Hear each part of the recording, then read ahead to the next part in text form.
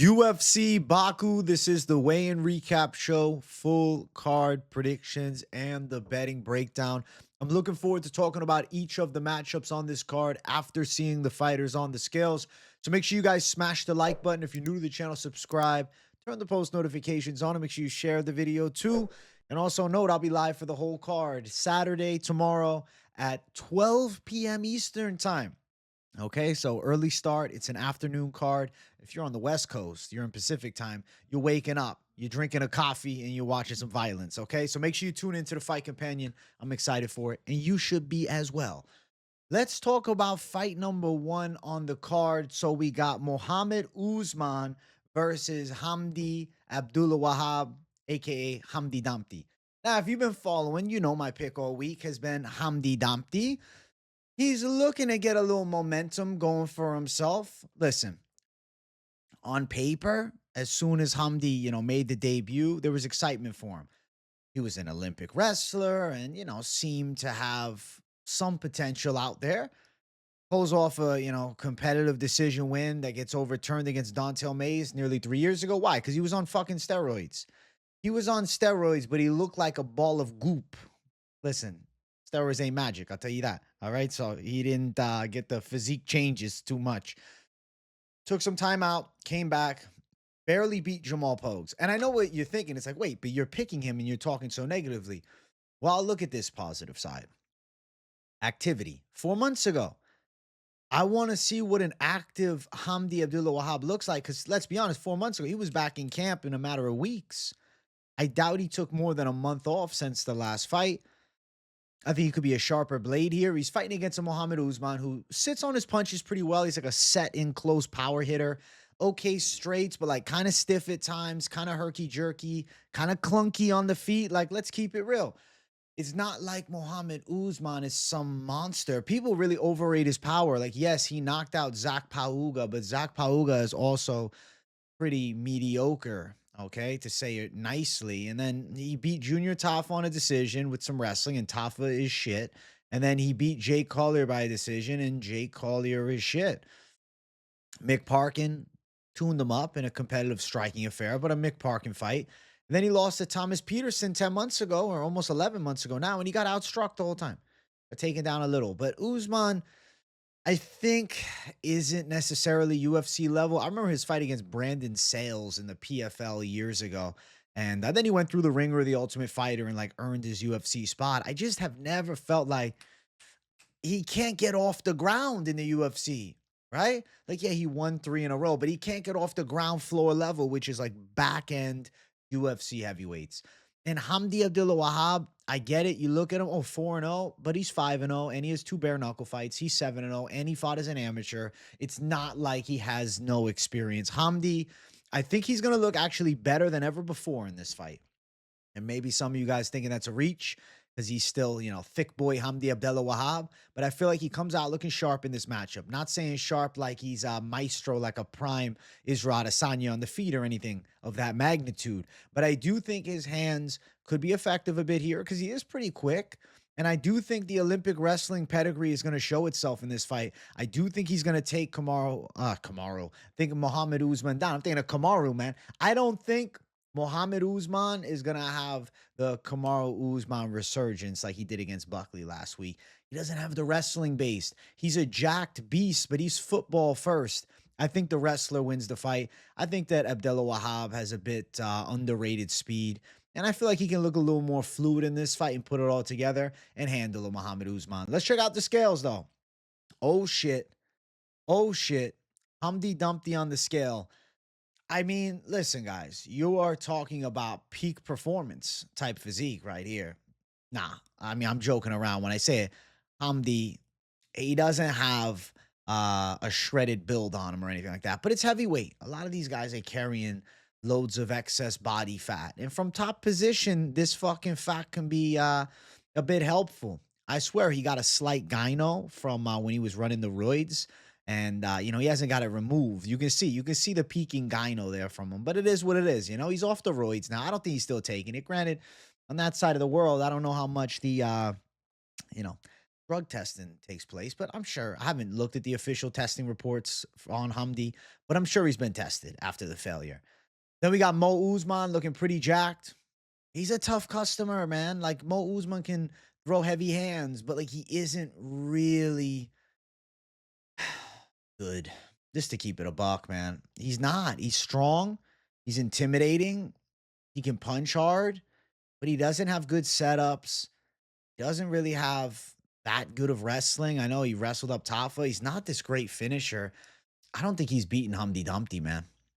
You can see the face off. Whoa. Why is Muhammad Usman? Let's call him Kamaru again. Why is he stealing my style? What the fuck? Muhammad Usman rocking the flat cap. To be honest, though, that should be an auto pick flip. Because if a fighter's wearing a flat cap, I probably should be backing them.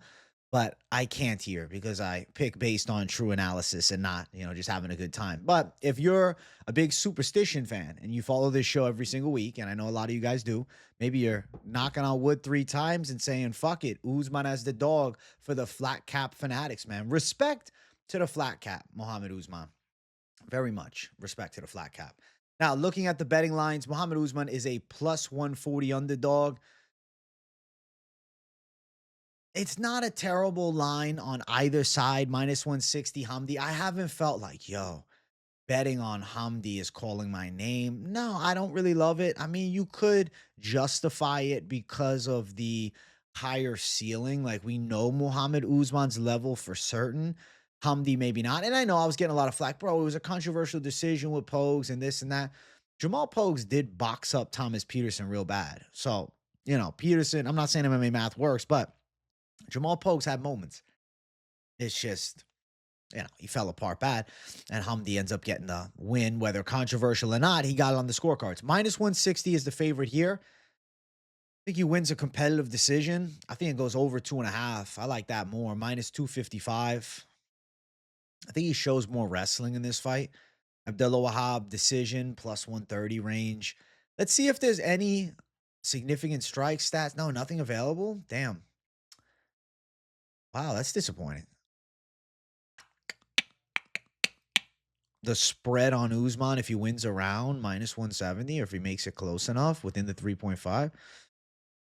I mean, he could nab a round off Hamdi. It could be a close fight. I mean, the spread's not crazy, but I don't know, man. I'm going Abdelwahab, but I think it could be a 29-28. Usman could have moments. I just think we could get a Hamdi that actually shows out in this fight. And that's why I've went on such a long rant for this matchup, because I feel like Hamdi could look better. I'm going with Hamdi Dumpty. Next fight on the card, we have Tagir Ulanbekov versus Azat Maksum. My pick is Tagir Ulanbekov. I've been calling him all week. I think he's a lock. I put him in the Lock City parlay. We'll talk about that at the end. Ulanbekov should have such a vast advantage in grappling. It should be substantial. Azat Maksum is a good kickboxer. Azat Maksum is fast. He's got nasty straight shots. He's pretty fluid on the feet. He's got long arms, but Ulanbekov also tall and long for this flyweight division. And I just don't think Azat's going to be able to stop the Dagestan pressure grappling style that Tagir Ulanbekov brings, man. Team Khabib, I think that he's going to be able to control Maksum against the cage. I think he can land takedowns. I think he can wear on Azat and really just, embrace the grind, really. And then the question becomes, can Ulanbekov lock up a sub? I could see Azat Maksum getting in some type of scramble, attempting to get back up to his feet. And then I could see Ulanbekov snatching a neck, maybe even taking his back off a counter and locking up a submission. I think Ulanbekov is going to win this fight for sure. It's just about how. I feel like decision or submission are both, the most likely outcomes here. Ulanbekov is kind of the runt of the Dagestani litter. He's been, one of the lesser Team Khabib guys, but still is a top 15 fighter in the UFC. The loss to Tim Elliott, let's not act like Tim wasn't bending the rules, okay? Let's not act like he got dog walked by Tim Elliott. Tim was grabbing the fence, grabbing the gloves. He was testing the rule set a bit, showing the veteran savviness, though, so respect on Tim. He's got 3 wins in a row, 2 nice subs, and he beat Nate Maness with a quick sub more impressively than Umar did, and Umar handled him to a 30-27. Cody Durden sub. At the time, it was more impressive because Durden wasn't like falling off as we've seen lately. And then Clayton Carpenter decision, and Carpenter's got good wrestling. I think Azat Maksum's on his back a lot. He's coming off the loss to Charles Johnson. Now he's taking the short notice fight. Ulanbekov was preparing for Kyoji Horiguchi. Maksum stepping in. Respect him stepping in. He's a nice kickboxer with a good straight, and he did show power against Johnson early. But ultimately, if I see you getting taken down by Charles Johnson, who's a crafty striker, I worry about how you'll fare. And I know Charles Johnson got a wrestling background, but come on. You know what I'm saying? Like wrestling background versus Dagestan wrestling game. It's a completely different conversation we're having. I think Tagir Ulanbekov dominates Azat Maksum in grappling positions and is on his way to a win. Now, how does he get it done? That's where, the potential with the word, I don't want to say controversy because it's not like it's going to be like a controversial fight, but that's where a little bit of, heightened thought and analysis has to come into play. You can see Azat Maksum on the scale here. I mean, he looks in good shape. He's, real slim, slender build with the thin arms, built similar to Ulanbekov. To be honest, like physique-wise, these guys are fucking cousins on the way that they're built. Now, as far as the face-off between the two of them, let's check it out. They didn't even face off. They actually hugged it out. There seems to be a lot of love between these two. I can see, both being from similar regions in the Caucasus Mountain. You got Kazakhstan, almost Kyrgyzstan, my bad. Kazakhstan and Russia going after it. Dagestan and, Kazakhstan. I got to go with Dagestan, man. This ain't Shavkat. This ain't Shavkat.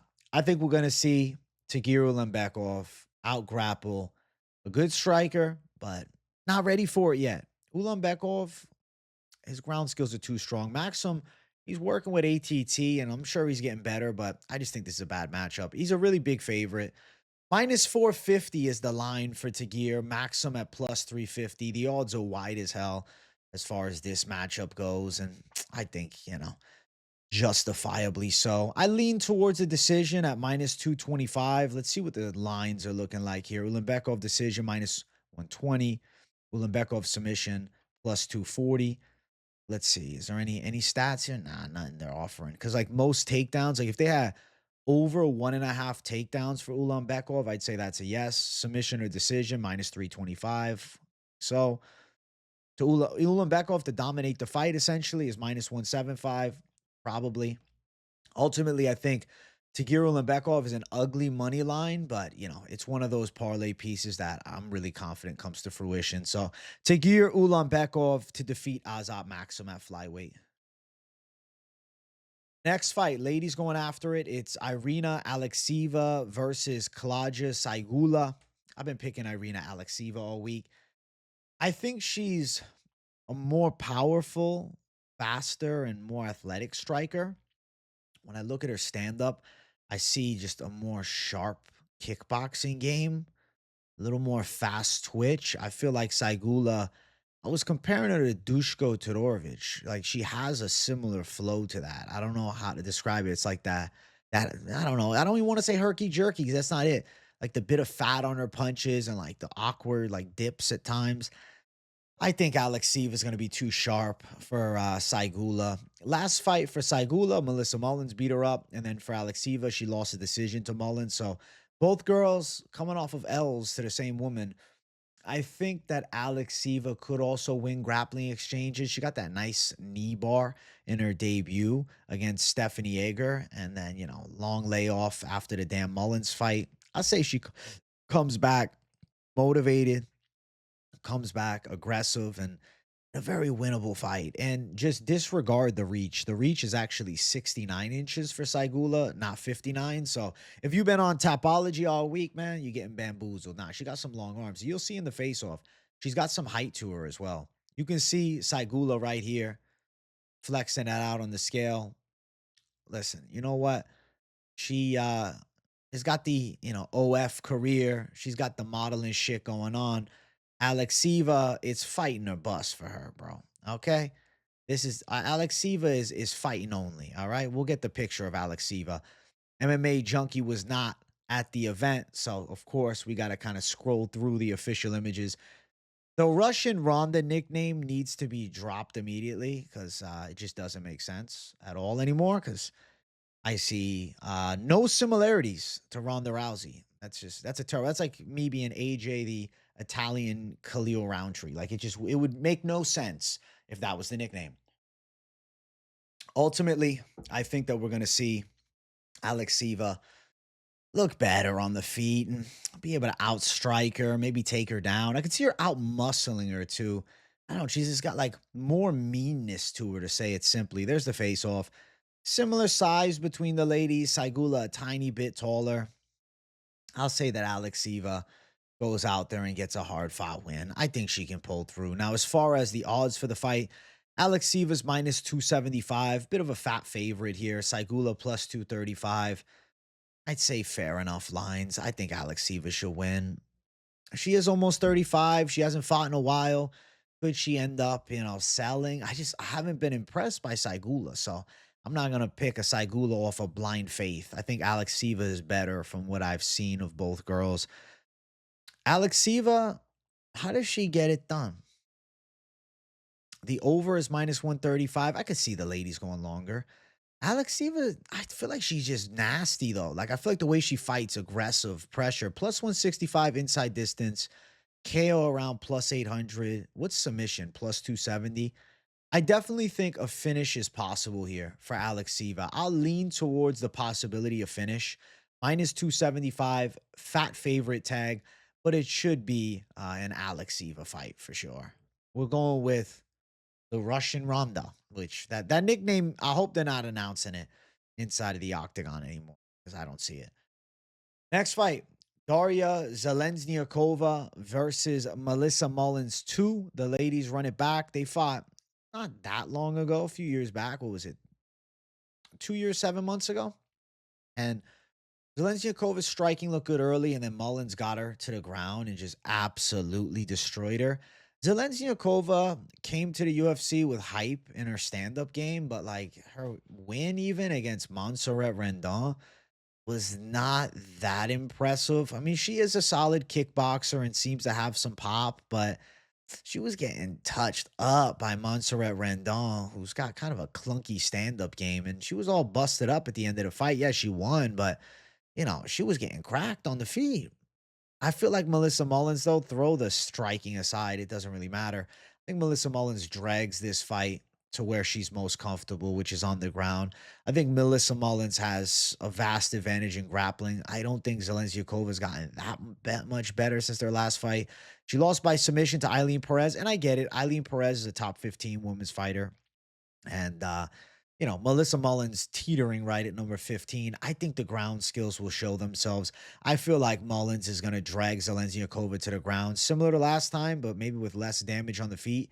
And I think Mullins is live to TKO or submit her on the ground. I definitely see a Mullins victory as a pretty high likelihood. I think that it would be a bit of a surprise if Melissa Mullins sold.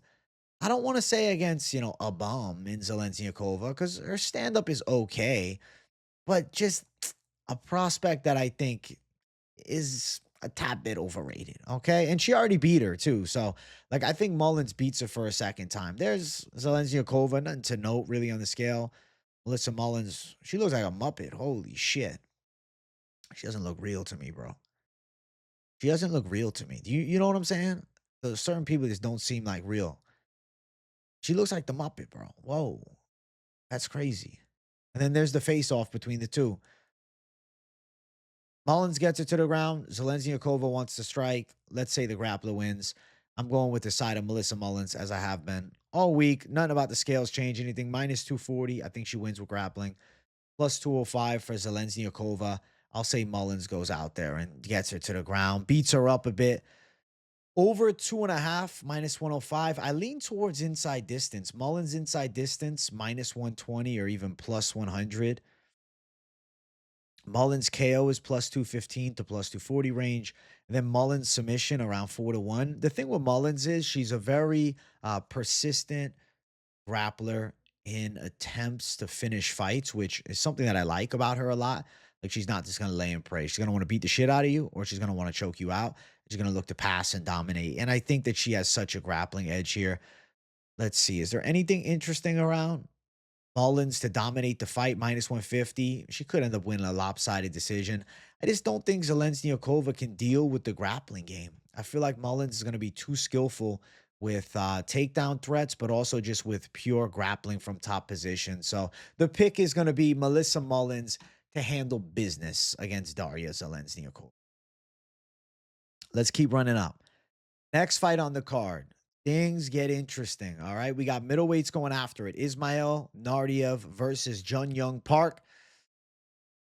I'm going with Ismail Naurdiev to win, guys. I think he's actually in a good fight here with Park. I think his style matches up well with Park, too. Naurdiev is a pretty solid kickboxer, relatively fast, relatively accurate, does have fairly strong defensive grappling abilities, and even brings takedown offense as well. I like his kickboxing stance and style.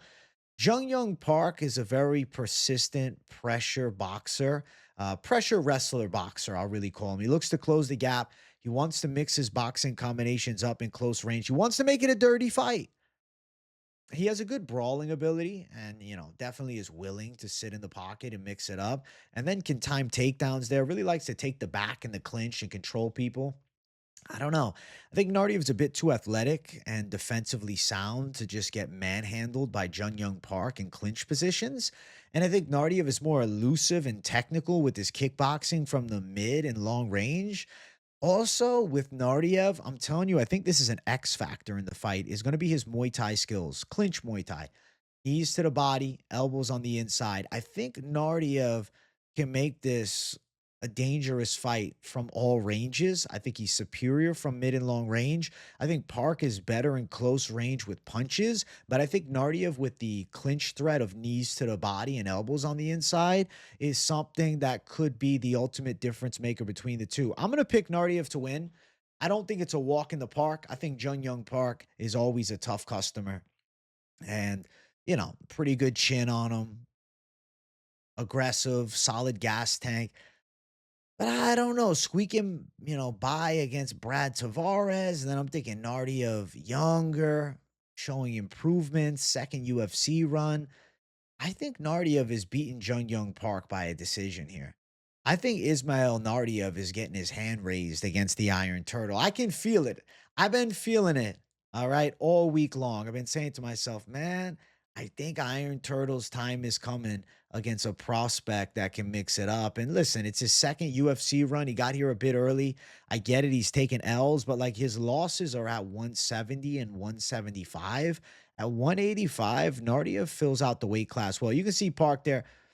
Park looks goofy as hell in this, man. He looks goofy as hell in this. He's putting the peace sign up. Listen, this is Iron Turtle vibes. Okay? He kind of looks like the Asian villain from the Austin Powers movie. I think that guy actually fought in the UFC, then he turned out to be a murderer. Yeah, kind of dark, actually. That took a dark turn. Unintentionally dark turn, guys. My apologies. And then we got to find our guy. Where is our boy Naurdiev? Look at this guy. Look at Naurdiev, man. Solid shape. Pretty fit. Nothing too crazy about the physiques. I'm not telling you he's looking like Brock Lesnar in his prime, but definitely is a legitimate middleweight. And I think that he was cutting too much weight. We've seen it, man. Guys move up and there is a shift in their abilities. And I think he's going to be able to perform here against Park. They're pretty much the same size. Like, you literally look at, physicality wise, we're looking even Stevens. Naurdiev's definitely a middleweight. I think Naurdiev wins a close fight against the Iron Turtle. I do think he's going to have to deal with strong pressure and takedown threats, but I think Naurdiev has the accuracy and the elusiveness to handle the Iron Turtle puzzle, man. I think he's going to go out there and win a 29-28 decision. I think he's tested in moments, but I think ultimately he'll come out on the right side of this one. He's plus 160 as an underdog. He was actually plus 285 at open. Jun-Young Park is minus 185, but he opened up at all the way minus 350 tag. So there has been a lot of love for the Naurdiev side odds-wise, and I see why. I think he's promising, and I feel like with Jun-Young Park, yes, 4-1 in his last 5, but Something tells me this Naurdiev puzzle is going to be real difficult for him to deal with. I think that Naurdiev is taking it home. So over 2.5 at minus 155. I do think we go probably into the later stages of the fight. Naurdiev decision plus 350. Let's see what else we got. If you think Naurdiev is going to make it a close fight, minus 135, I do think at worst he takes a round. But truthfully, I think he's taking this fight 2 out of the 3. I do think he's going to deal with Young Park. I know Park's going to come aggressive. I expect Park to push Naurdiev back and make him uncomfortable. I don't think Naurdiev is gassing. I don't think Naurdiev is wilting in round 3. I think he's going to look good to go for 3 hard. And I think Naurdiev's going to be able to beat Young Park. You know, they say the lighter man's skill. Obviously, Naurdiev wasn't this fucking murderer at 170 or 175, super welterweight outside of the UFC. But we've seen young fighters who start off lower and then work their way up to the heavier classes and then really find success. I think that's exactly what you're looking at here with Ismail Naurdiev. So my pick is going to be Naurdiev, and I think he slept on here. I don't think he should be the underdog. I think the fight's more even Stevens lines, truthfully, than anything else. Let's get to the next fight. We got the featured prelim of the night, Seokhyeon Ko versus Oban Elliott. I've been picking Oban Elliott all week. Come on, man. You got to go with the Welsh gangster. You got to go with the Welsh gangster. Last time out, absolutely destroyed Basil Efes round 3. Efes is a heavy-handed power brawler. And, you know, Oban Elliott showed good counter ability late in that fight. Not like it was a complete walk in the park with Basil Efes, but he was able to get through the Basil Efes test. Fight before that, he was an underdog against Preston Parsons. I picked him there. I mean, listen, I've been backing Oban Elliott for a while for good reason. On the side of Seokhyeon Ko, I picked him to win against Cavalcanti when he was a huge underdog. And now I'm going Oban Elliott because I see Ko as a bit stiff, and I think Oban being more loose and relaxed is going to be able to find some good counter shots. Oban also has underrated kicking skills, nasty body and leg kicks, does have good counter punching ability too, and I'd say good hand speed as well. Ultimately, I would consider Oban Elliott as a very well-versed prospect right now and one to keep an eye on for sure. On the opposite side, Seokhyeon Ko, power hitter, upright kickboxing stance, physically strong, has nice pot shots on the inside, good southpaw straight left. But I'll tell you, man, that red flag for me is he really lacks head movement. That red flag for me is he's been knocked out twice before. That red flag, though, of him getting caught on the center line is what's speaking to me. I think that he will get caught on the center line. I think he'll look to bring pressure. I think he'll be very upright. He keeps his chin a bit high, right? And he'll come with shots. And the head's going to be there for a counter right hand from Oban Elliott. I can see Oban catching him with the right. I can see him catching him with a shot over the top. I think Ko, he could have moments in this fight. That's why I'm kind of thinking this fight ends in the second or third round. I feel like Elliott is going to make his reads with, you know, the first 5 minutes or so. And then come round 2 and round 3, you're going to see accuracy on counter shots. And I think Ko is just a little stiff. And I like Ko a lot, man. I was hyped for this debut when it was against Billy Ray Goff. Then they switched it up, right? Visa issues, and now he's fighting Oban Elliott, who was supposed to be fighting Brahimaj. And to be honest, that might have been good that Oban didn't get that Brahimaj test just yet, because we saw what Brahimaj did to Billy Goff as a big underdog. I think Ko's got a UFC future, and I think he's a fun fighter to watch. But if Oban Elliott's really got the goods, like it's seeming that he has to, you know, work towards the top 15, definitely has the aura around him and hype. I think he passes this Seokhyeon Ko test. And let me tell you this, X factor of them all is I do think Oban Elliott's grappling skills could be an advantage in this fight too. Even if the striking is testier than I'm anticipating, I think Oban could adapt the game plan to mix in grappling and get Ko down and maybe garner some control time, win some key grappling exchanges, and then find a bit more striking success too. I believe Oban Elliott can pass a very difficult test. This is a debuting guy that's not fucking around. Like, you look at the betting odds and, you know, you kind of just look past this fight, but this is actually probably my most hyped fight on the prelims. one of my most hyped fights on the card. You know, picks aside, just seeing the matchup and, you know, liking both guys. I'm really looking forward to watching this fight play out. I do think Oban Elliott can win it, man. But hey, shout out to my brother who's going with Ko. He's an absolute fucking savage. Still having faith in Ko as an underdog again. There he is. He looks good. Ko looks good on the scale. I got nothing bad to say. I'm a Ko fan too. It's one of those fights where I genuinely like both guys' styles, but I think there's that ability to counter strike. And I feel like Oban Elliott, with that UFC experience, more comfortable here, ready for the big crowd. I think he wins this one. I'm going with Oban. Let's see. Let's see the face off. Let's feel the energy of the face to face. I'll tell you something. Ko was not intimidated. Ko looked right into his soul. Oban, you see, a little taller, a little thicker frame, a little bit, just a little bit. I think that's key grappling strength, though, too, if they tie up. I think this is Oban Elliott's fight, man. I like Ko, and I'm like sitting here, and I'm like, I'm picking Oban as a confident pick, but I'm almost like a little bit saddened by it because I was really looking forward to Ko getting some momentum in the UFC. But truth be told, man, the Oban Elliott debut is fucked, man. That's a fuck debut. That's a fuck debut. Listen, best case scenario for Ko, make it a dogfight. If he can make it close and even still goes out there and loses to a more experienced UFC fighter, not the end of the world. Something he can bounce back from. And shit, we need fighters for the Korean cards upcoming. And I think, you know, you got Zombie Jr., Ko, could make for a good card.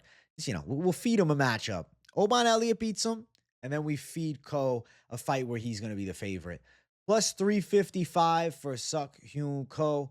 Oban Elliott at minus 455. Listen, one of the prospects that I really like is destined to lose. I got to go with the more proven prospect in Oban Elliott. I'm like genuinely sitting here, though, and feeling saddened more than, you know, any other conversation we've had throughout the week. Cause like now this fight is real. I've seen the face off. I'm like, man, Ko's a savage too. But I just think this is too much in a debut. I don't like this as a debut. Oban Elliott is a hard debut. I think Oban Elliott wins. Elliott by subs, 6-1 lines. I don't know if he subs up Ko. KO plus 280, decision plus 100. I think Elliott's money line is something you could consider on a parlay, minus 190 if he just dominates the fight. I'll say this. I think that over 1.5 rounds makes sense. If you have the availability of an over 1.5 rounds, that's intriguing. If the fight ends inside distance, minus 105 or under 2.5, that's intriguing too if you're chasing more value lines.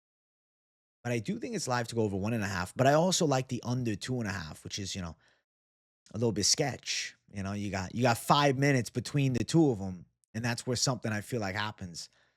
I'll go with Oban Elliott to win. I feel like he does beat Ko.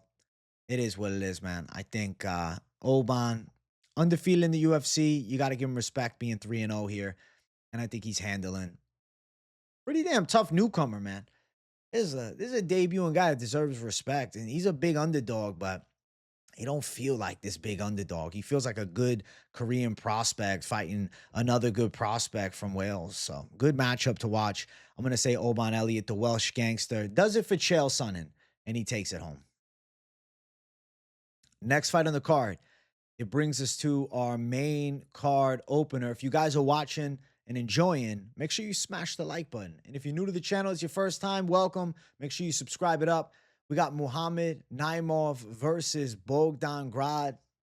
The pick is Naimov. I have been a certified Bogdan Grad doubter since the violent Tom Nolan knockout loss back on Contender, okay?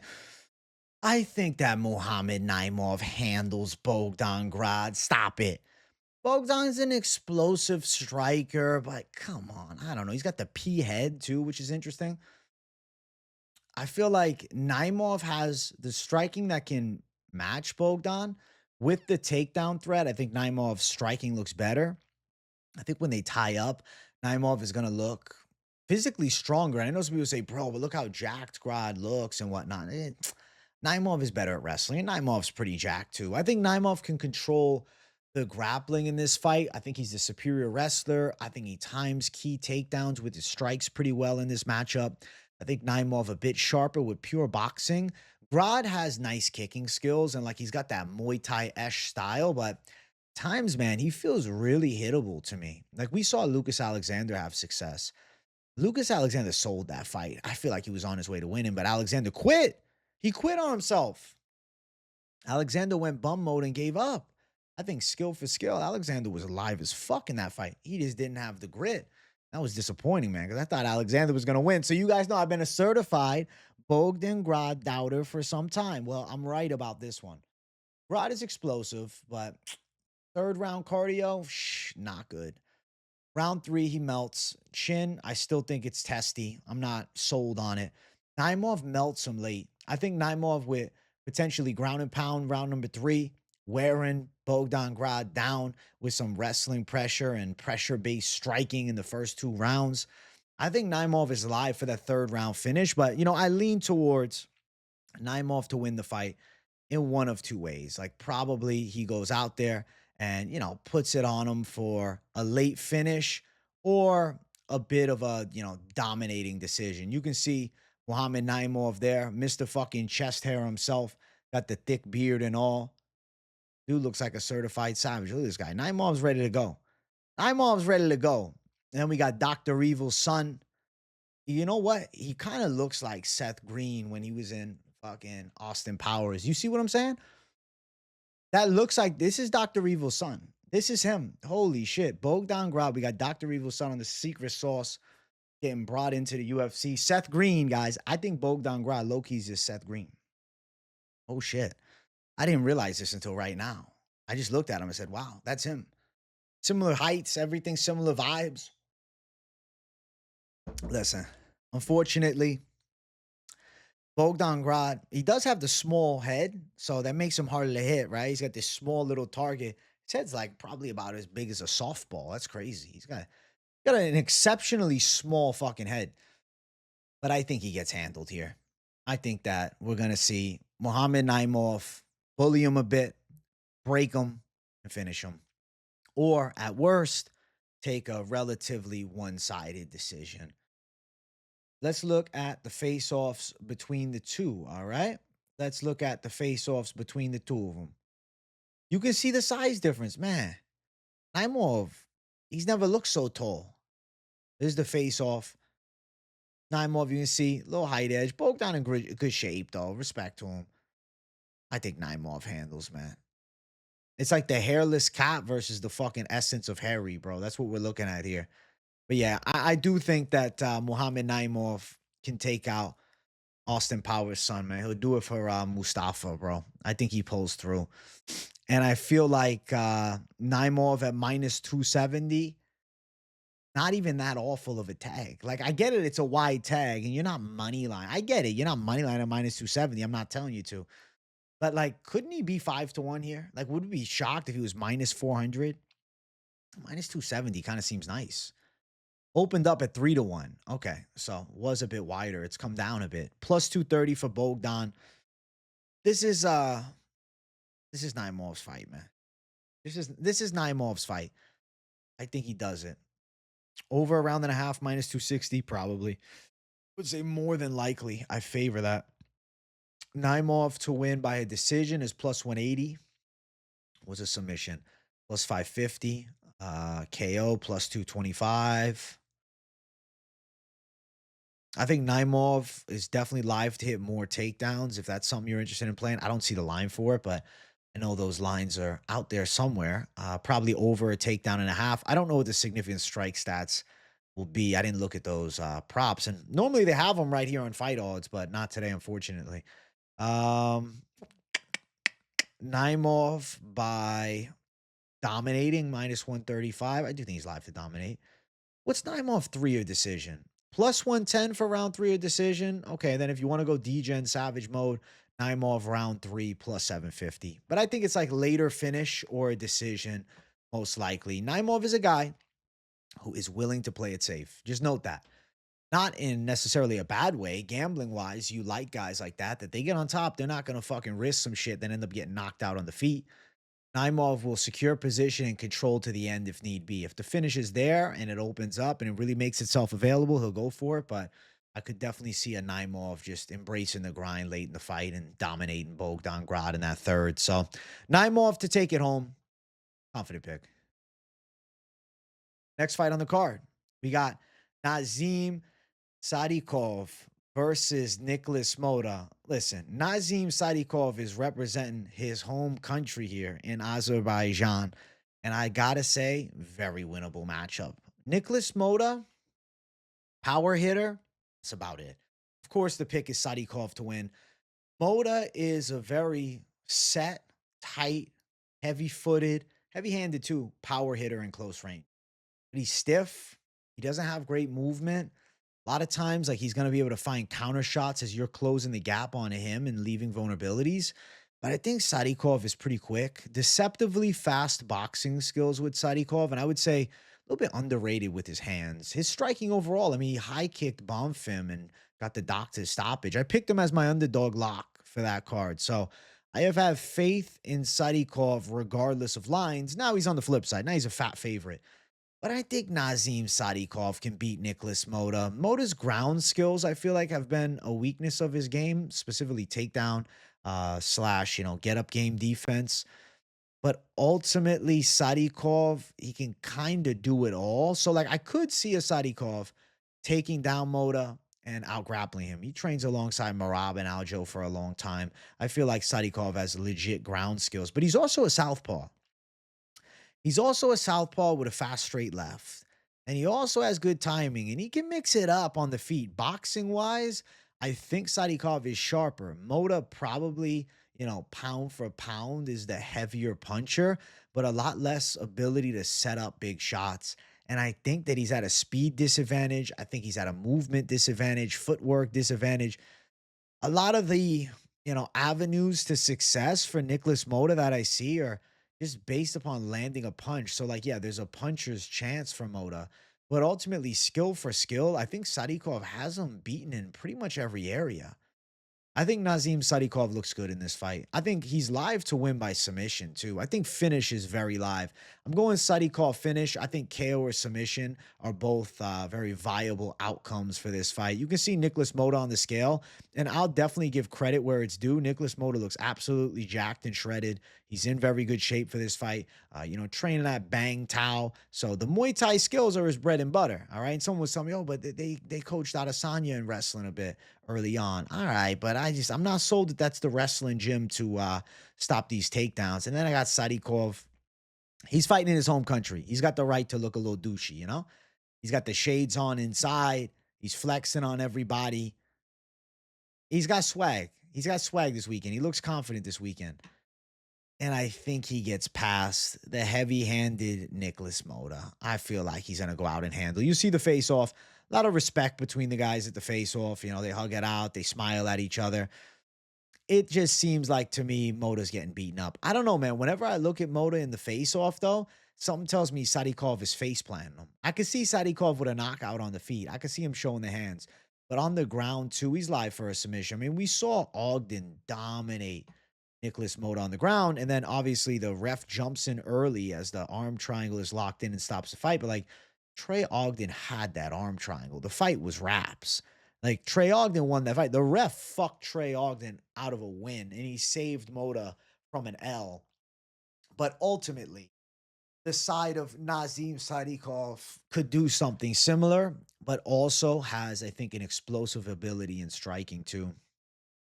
I mean, you're looking at the odds, minus 360, minus 400 range. He's a fat favorite. Nikolas Motta around the plus 285 underdog status. Over 1.5, minus 130. It's a sweaty over 1.5, but it is a possible over 1.5. Inside distance for Nazim Sadykhov is sitting at minus 165. That sucks. The KO plus 100. There's a lot more steam on the submission at plus 425. He submitted Terrence McKinney. He only has 2 wins by sub, though. So, even though I respect the, jiu-jitsu of Sadykhov, my official pick all week has been the knockout call. I think Sadykhov can land takedowns. I think he can win the takedown battle. I think he lands more takedowns. I think he lands more significant strikes. I think he does over a takedown and a half here, potentially. But if he doesn't and he just strikes, I do think he's live for a KO. The minus 3.5 and minus 275 for a dominant decision or a knockout will not surprise me here. I think we're going to see Nazim Sadykhov with a bit of a showcase chance, really. That's what we're looking at with this fight is Nazim Sadykhov has a chance to really go out there and put a statement. And Nicholas Motta, he's coming off 2 wins. He was able to knock out Tom Nolan, which was a pretty sick upset KO. And Nolan has found his flow a bit, but he's really available to be hit with counter hooks, which is literally Nicholas Motta's entire game. And then he beat Mahashate, but he still got hurt early in the fight, and Mahashate is kind of shit. Sadykhov coming off the big upset against Bonfim, and then before that, the draw with Slava, which unfortunate, but big moments for both in the fight and big shots landed. Sadykhov's got power, man. Slava, he's a tough customer. I think Nazim Sadykhov gets past the Nicholas Motta puzzle for sure. I think knockout. I'm going KO. Officially, I'm going to pick knockout, and I'm going to take a sip of my drink. Fabulous. Fabulous. Fabulous, Chad. I got a little Diet Pepsi in me. All right. I'm going to take one more sip. Let's get to this next fight. Next fight, catchweight 165. Mitsabek Orolbai versus Tofiq Musayev. Listen, this fight, I swear to you, was scheduled for lightweight all week. They got the call to change it up. I'll assume the, weight cutting issue was on Orolbai's side, but it is what it is. Let's forget about weight class for a second. What we know about Orolbai is the man is extreme toughness, definition of such. I'm picking Mitsabek Orolbai to beat Tofiq Musayev. Orolbai has a very fast straight right. He has a bouncy stand-up style, and I'd say he's a pretty clean and rangy kickboxer. Now, X factor with him, does have a strong wrestling game, does seem to have really good cardio, looks strong in round 3 after taking immense damage against Mateusz Rembeszki. On pure instinct, was able to just dog Rembeszki late and force it into a close fight. And I swear to you, if that's a 5-round fight, I'm picking Mitsabek Orolbai. And then fight before, he beat Elves Brenner, and he secured the fight with big shot late in the fight that, put Brenner down. He didn't drop him violently, but he put him down with the big shot. I think Tofiq Musayev was ready for the UFC 6 years ago.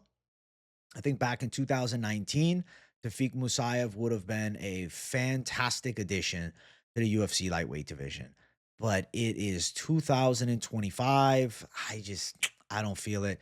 He's a former Ryzen and Bellator talent. And listen, he won that Grand Prix against Patricky Pitbull back in 2019. And Musayev, he's definitely good. I mean, he's got pretty explosive punching ability. He's able to wing some heavy hooks over the top. Definitely has a decent wrestling base, too. I'd say that overall, he's pretty sharp and well-versed. And I don't think this is an easy fight for Mitsabek Orolbai by any means. But I do think Orolbai is going to outwork Musayev over the 3 rounds. Now, Musayev is fighting at home in Azerbaijan. First time UFC is in Azerbaijan. Could we have some hometown cooking decisions? I don't know. I lean towards no.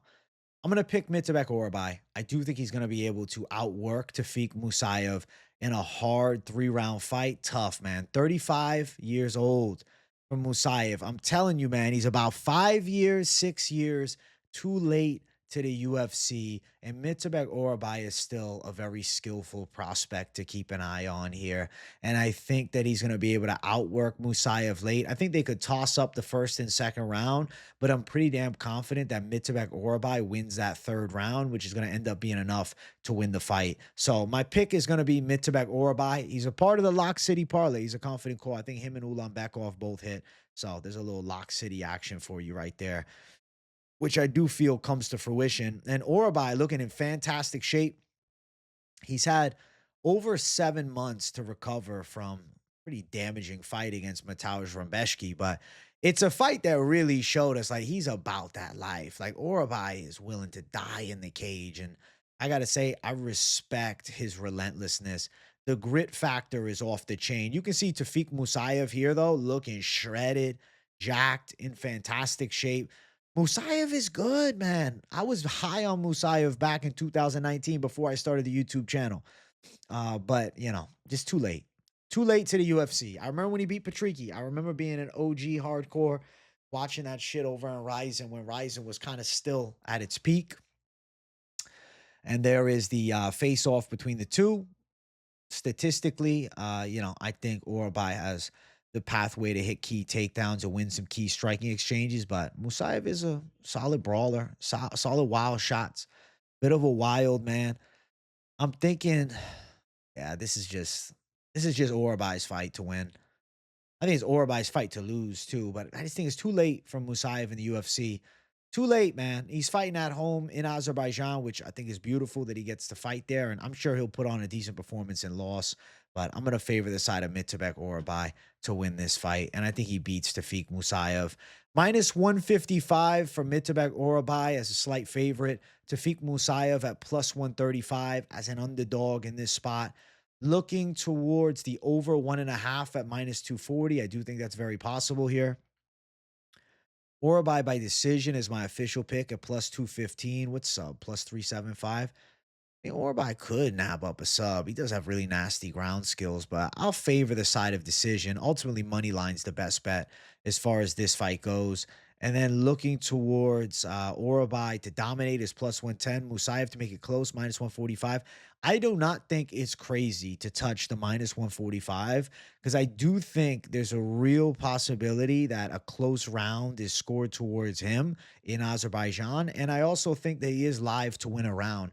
Ultimately, I just think we're going to see Mitabek Orolbai finish the fight very strong. I think he comes out looking better than his last fight against Mateusz Rebecki. I feel like he's hungry for victory here. And it's a matchup that I think he'll do well. And he's the, UFC vet now versus a longtime MMA vet, right? And a high-level guy outside of the UFC. But we've seen it.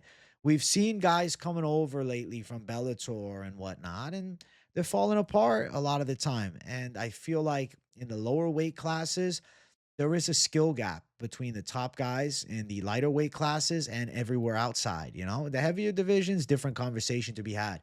But this matchup here, I think it's Mitabek Orolbai's matchup. I'm going to pick him to beat Tofiq Musayev, and I think that he takes it home for the Lock City, baby. Mr. 10,000 BC's doing it. Next fight on the cards, we got Curtis Blaydes versus Rizvan Kuniev.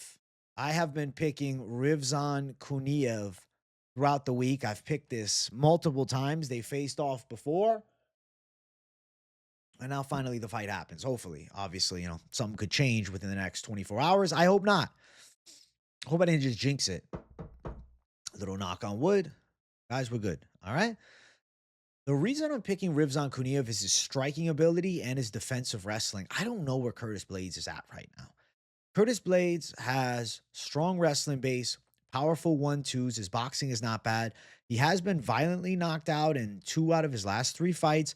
Does have the win against Jailton Almeida, as Almeida was just trying to grapple fuck him. Blaydes was able to catch him with a weird uppercut come round number 2 as Almeida was entering, and then just ripping him with hammer fist as Almeida shooting the takedown and then knocked him out. It was a very strange fight. To be fair, though, Jailton Almeida's red flag has always been his chin because he was knocked out outside of the UFC a bit.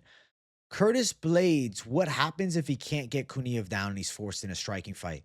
Kuniev is a very capable stand-up fighter, man.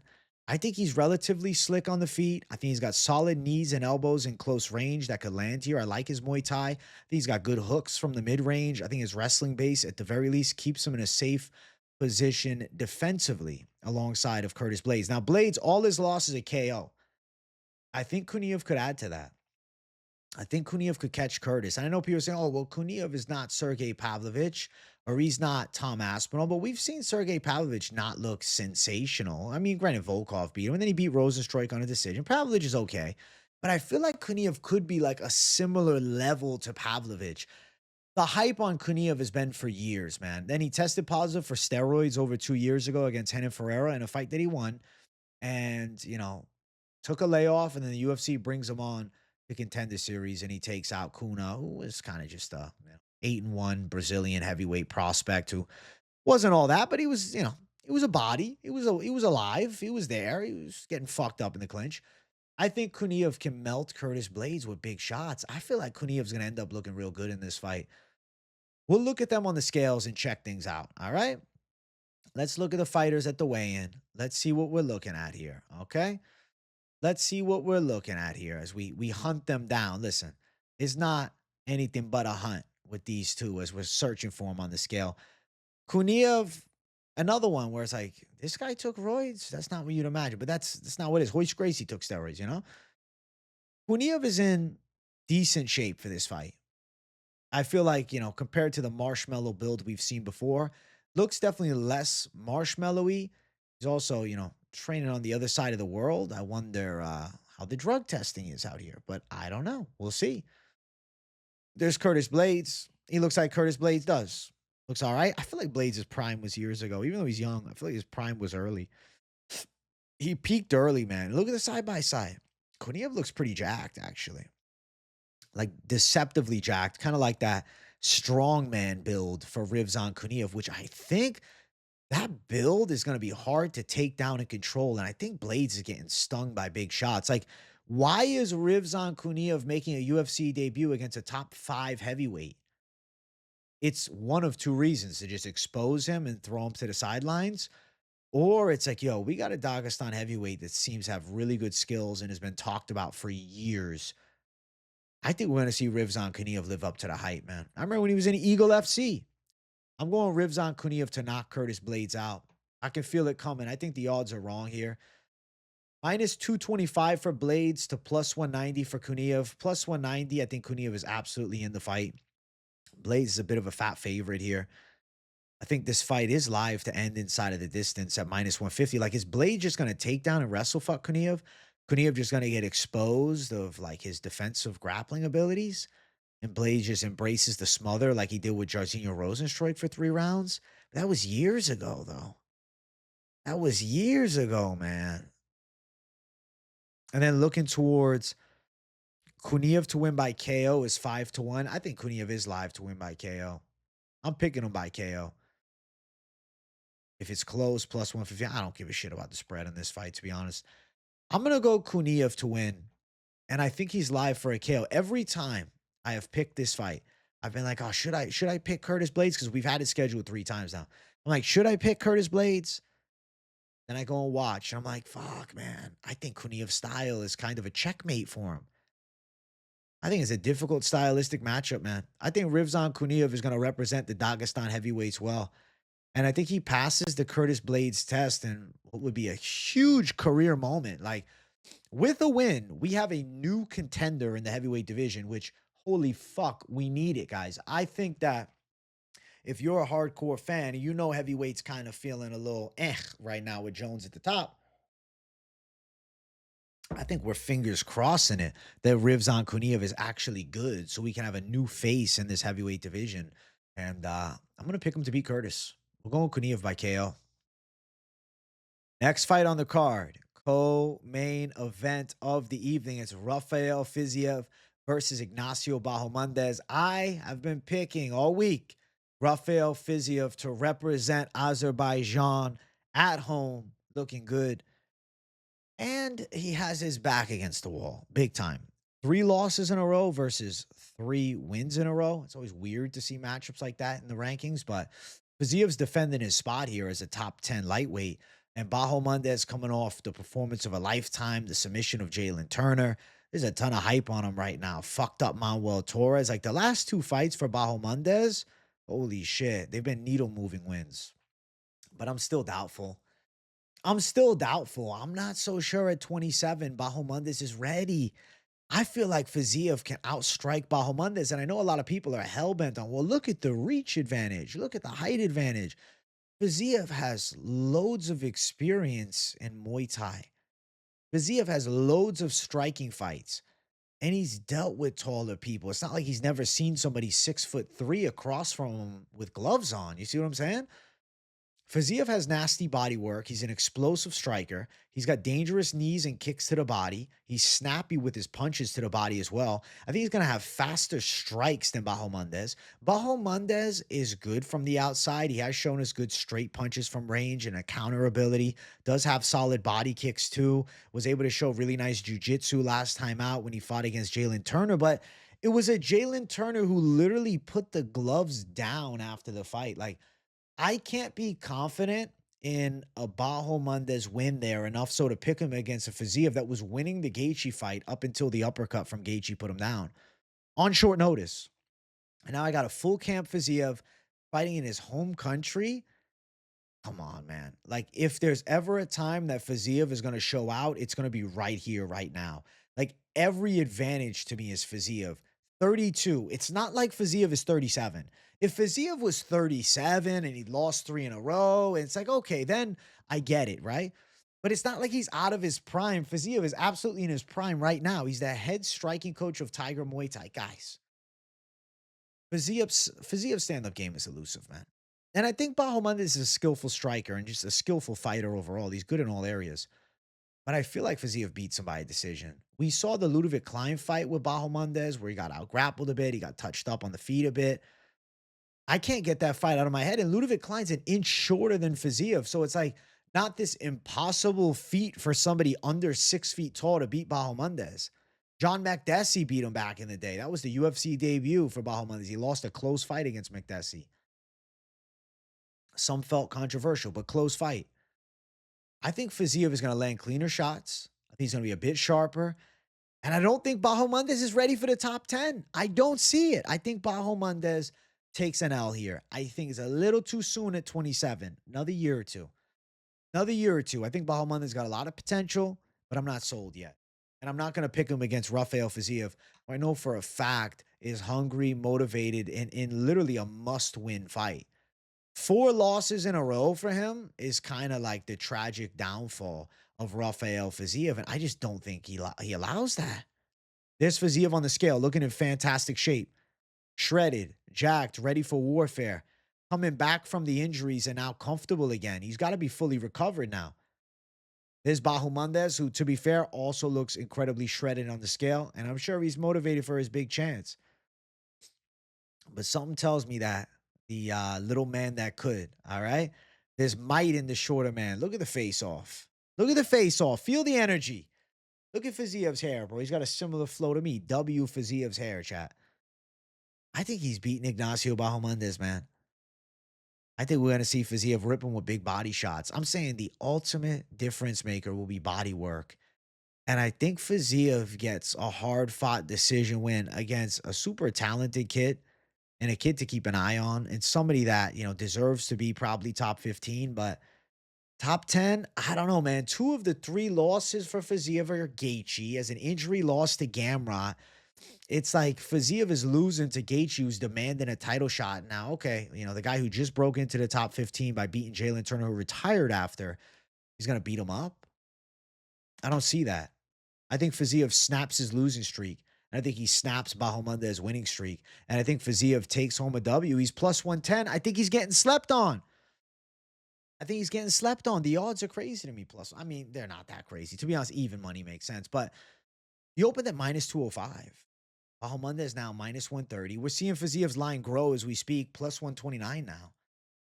I think Rafael Fiziev is going to be too sharp with his striking. And I know people say, oh, well, what about the zones of striking? Well, in the red zone, close range, I favor Fiziev. In the yellow zone, mid-range, Fiziev has a speed advantage. Sure, from very long range, Bahamondes could be more effective, but he doesn't have like the sharpest jab. He's got decent body kicks and teeps, but I don't think he's just keeping Fiziev off of him. I think Fiziev is going to be able to close that distance with his speed and his athleticism. And I think we're going to see the, striking veteran defeat a surging prospect. And I'm going to go with Fiziev to win. I think this is just a hard matchup for Bahamondes. I don't know, man. These shortest strikers tend to be Bahamondes' kryptonite. Look, lost to Ludovic Klein, John Makdessi. How tall was Makdessi? 5'8", 68-inch reach. Why is it that this is the kryptonite? Ludovic Klein, John Makdessi, and now Fiziev, the best of the 3? Bro, this is literally a bad stylistic matchup. Bahamondes loses in these types of fights. I'm going with the underdog Fiziev. I think he's more than live. Over is minus 210. I mean, over is probable, but I'd rather just go money line on Fiziev. And if you don't like the Fiziev money line, you could consider playing a spread if you think he wins a round, which I definitely think he could, minus 190. And I know some folks like Bahamondes by sub, a D-gen bet could be if you're like, yo, I think Bahamondes with his arm length gets a sub, it's 9-1. But I don't think Fiziev's getting subbed either. I'm going to pick Rafael Fiziev. I think he gets past the Ignacio Bahamondes test. I think people are overlooking the experience in striking and also just this stylistic matchup. I'm telling you, this 5'8". This is the perfect build, man. This has been Bahamondes' UFC kryptonite each and every time. How can you look past that? I'm picking Fiziev on a 3-fight losing streak to snap back into place. Confidence is back. He's healed from his injuries, and he's ready for a massive W against Ignacio Bahamondes. I'm going Fiziev to win. I'm excited as hell about it. Let's jump to the main event of the evening. If you guys haven't yet, make sure you smash that like button. If you're new to the channel, subscribe it up. We got Jamahal Hill versus Khalil Rountree. I've been picking Jamahal Hill all week long to beat Khalil Rountree. The reason I'm picking Jamahal Hill is I genuinely believe in his hands still. I think he's being so overlooked here. It's like, odds-wise, they're competitive, but, the community is what, 62%? But most people you see, they're like, yo, Rountree this, Rountree that. Jamahal Hill at one point was so feared. His boxing chops are nasty. When he's on point, his hands are lightning quick, and he's actually a pretty precise puncher. Now it's like, oh, well, he overthrows his punches. Dude, Yuri Prohashka had Canelo Alvarez-esque head movement in the fight against Jamahal Hill. Khalil Rountree does not move his head like Yuri Prohashka does. Jamahal Hill was missing a lot, but against most light heavyweights, those combination punches that he throws, they fucking land hard on the chin. And Khalil, coming from a more Muay Thai-based striking style, they're more set in their guard. They're more focused on blocking, less about slickness and head movement. And then on top of that, Khalil Rountree doesn't have the same punching style. Rountree is a heavy hitter with hooks in close range. Doesn't really have a major jab. Sure, he can throw a power right, but I think that Jamahal Hill from long range, throwing straight punches is an effective attribute. I think that Jamahal Hill in closer range could land some key combination shots through the guard of Khalil Rountree. I think Jamahal Hill's punching is still a bit faster. Rountree probably a tad bit more power, but doesn't necessarily equate to a more likely chance of a KO, because I think Jamahal Hill from, that green zone, that red zone, and even the yellow zone, the boxing chops are superior. Rountree in those long ranges, yellow and green, I would say you would see more likely a kicking attack, but ultimately throwing heavy kicks and overcommitting to kicks, there is a time period where Jamahal Hill could counter those kicking attacks with big punches, and we could see Khalil hurt with big shots on the feet. I think Jamal's going to look pretty good. I think he's being slept on. I think Jamahal is underrated at this point. Like, it's kind of easy to hate on him because of the Pereira loss, but it's Alex Pereira peaking, catching him with a perfect punch. And then he lost to Yuri Prohashka, but let's not act like he didn't have moments in that fight before getting caught and then, getting his ass kicked. But it's Yuri Prohashka, so he's lost to 2 out of the 3 best light heavyweights on the planet. And now you're going to say, oh, well, Khalil, though. Khalil went to war with Pereira. Sure, stylistically, he gave Pereira a difficult threat.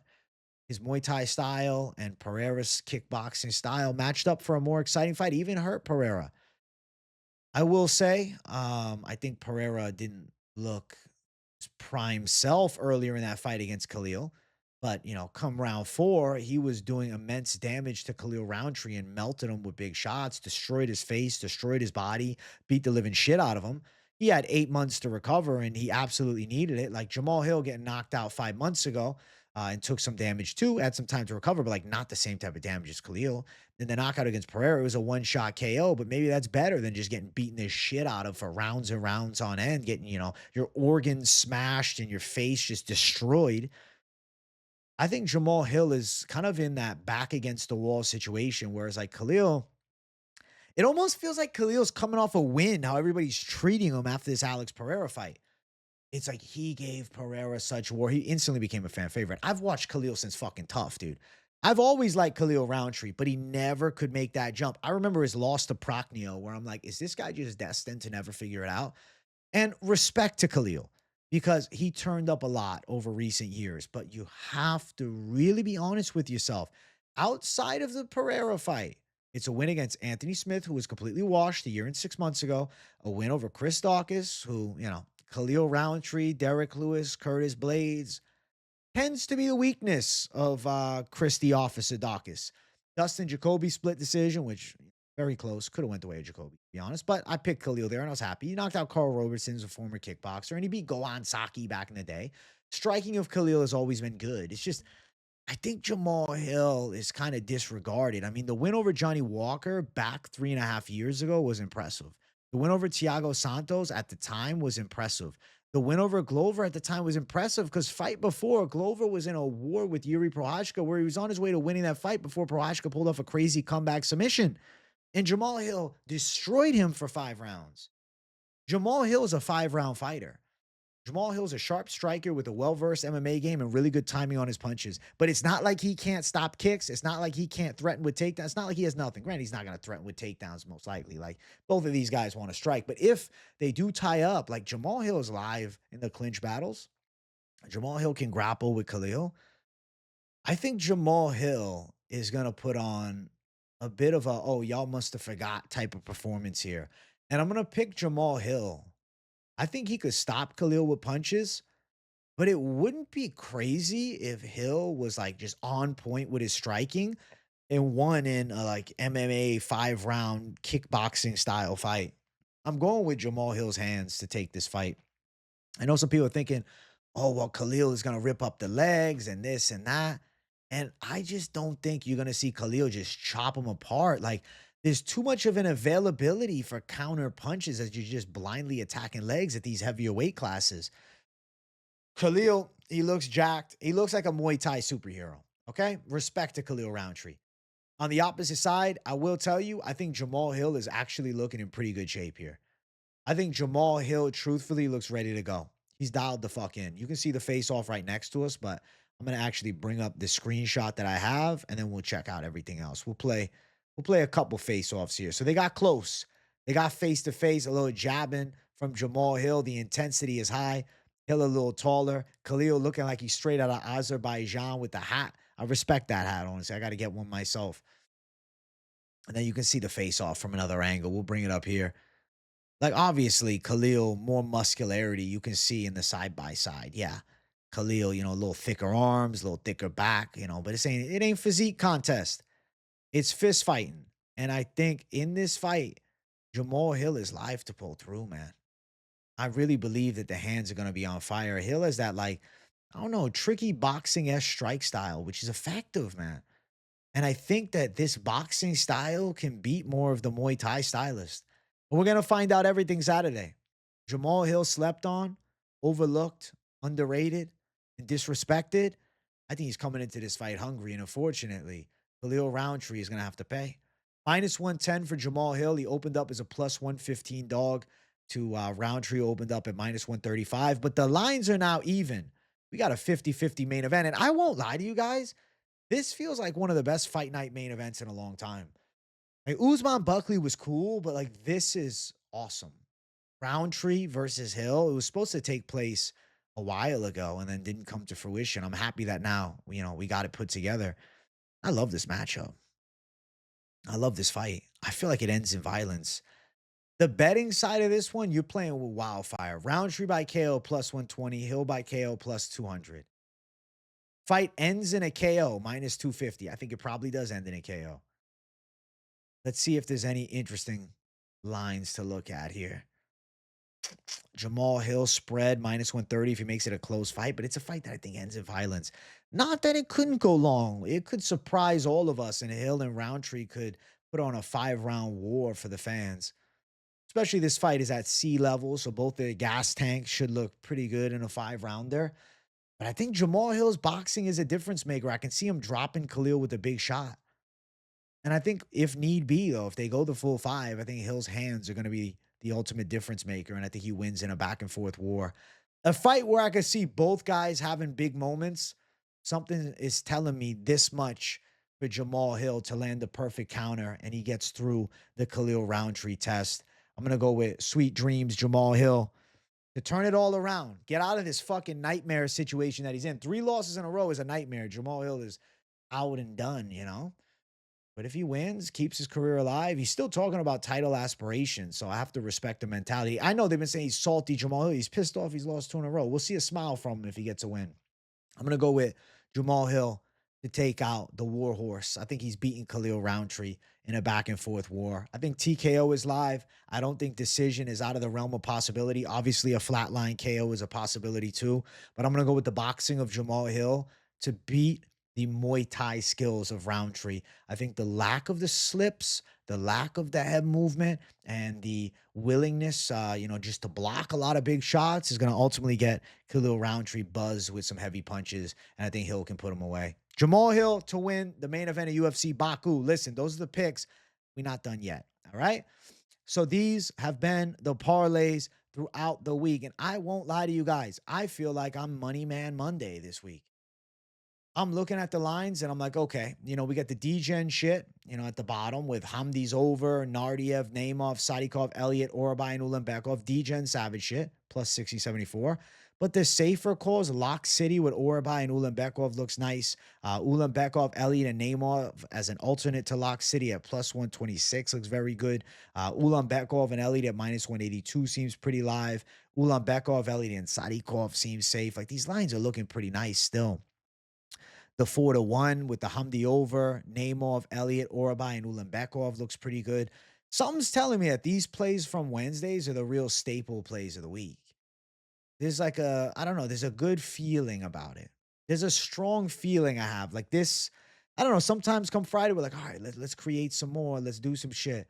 But I'm looking at this, I'm like, I don't know if it gets better than that. Like, okay, you could go with, you want to go DGen dog mode, you go Kuniev, Fiziev, and you go Naurdiev, the fucking IEV parlay, okay? On the slate, I'm giving you guys one post-weigh-in DGen parlay, the IEV. We got Rivzan Kuniev at heavyweight, Rafael Fiziev to keep his UFC career, or at least his rankings career, alive against Bahamondes. And we got Naurdiev to get flowing, plus 1620 for the IEV parlay, all right? That's a little post-weigh-in shit. But I'm liking what I'm looking at, the heater. Like, come on, man. Come on, man. I like these lines. The heater looks really good. Savage play looks nice. If Naurdiev wins as a dog, we're living lavishly here. Obviously, the main event, not one that I'm crazy about betting on. If you want to throw on one side or the other, maybe knockout, fight ends by KO, that seems possible. But then they go distance and you're kicking yourself. That main event is just like a hardcore fan's treat. And I look forward to just sitting there and just watching the violence ensue. But yeah, man, I'm thinking that these parlays are pretty money this week. Post weigh-in looks as I approve of myself. I feel like I'm on to something with a lot of these calls. I feel pretty good about it. Obviously, you can alternate shit. Maybe you're like, I want to go a different lock city. Well, if you want to do an alternate lock city and you don't need it to be plus money, I mean, you could play around and do like an Ulanbekov, a Nazim Sadykhov, right? It's not fun. It's minus 181. It's safe but boring, but it will probably hit. You could go in Ulanbekov and Naimov, minus 133. Maybe you throw Sadykhov plus 117, right? Just for options, if you don't want to go with Oban Elliott, or maybe you're like, yo, I just want to go Ulanbekov and I want to go, the over in the Hamdi fight. Boom, minus 123. Maybe some of you guys are really faithful on Alekseeva. I wouldn't, though. I'm not into it. I'm not into it, man. Alekseeva's worrisome. Naimov and Sadykhov, minus 136, just to read a couple out. Shit, man. Main co-main event parlay. Jamal Hill, Fiziev, plus 341. Nah, not for me. Listen, guys, those are the parlays from this week. I hope you guys loved them. Hope you guys loved the video, too. Make sure you all smash the like button. If you're new to the channel, subscribe it up. W to the community. I love and appreciate all of you, all right? If you don't have the post notifications turned on, make sure you turn them on. You don't want to miss any of the content that I'm dropping every single day of the week. Make sure you guys tune into the Fight Companion, 12 p.m. Eastern time, early start. Come hang out. I'll be live for the entire card. So you know where to find me, right here on the channel. W to the community. Make sure you drop a W in the chat to boost the algorithm for your boy. Thank you guys for watching, and I'm pretty damn excited for Hill versus Rountree. So I'll see you guys all in the next one. Much love. Peace out.